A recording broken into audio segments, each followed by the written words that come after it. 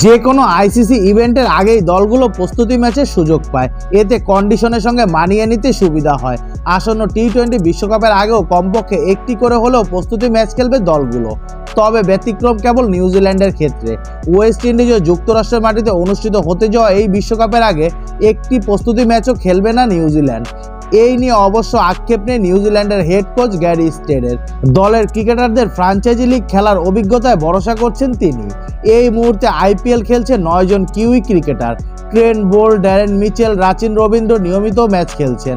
তাছাড়া royal Challenger Bengaluru হয়ে 5টি ম্যাচ খেলেছে লাকি ফার্গুসন। লখনৌ সুপার জায়ান্টসের হয়ে 3টি ম্যাচ খেলেছে ম্যাট হেনরি।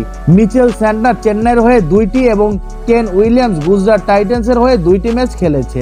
কিউইদের হেড কোচ বলেন, দারুণ শুরু পাওয়ার জন্য ওয়েস্ট ইন্ডিজ কঠিন একটা জায়গা। ত্রিনিদাদ এবং টোবাগোতে একসঙ্গে সবাইকে পাওয়া সহজ কাজ নয়। আমরা সেখানে ওয়ার্ম আপ ম্যাচ খেলবো না। আমাদের বেশ কয়েকজন ক্রিকেটার গত 2 মাস ধরে আইপিএল খেলছে এবং আমরা সম্প্রতি পাকিস্তান থেকে ফিরেছি। দলে অনেক ক্রিকেটারই আছেন যারা আগে সিপিএল খেলেছে। আমরা আপাতত তাদের ওপরেই ভরসা করছি। ওয়েস্ট ইন্ডিজে গিয়ে প্রথম ম্যাচ থেকেই আমরা যেখানে থাকতে চাই সেখানে থাকার জন্য অনুশীলনে আমরা নজর দিচ্ছি।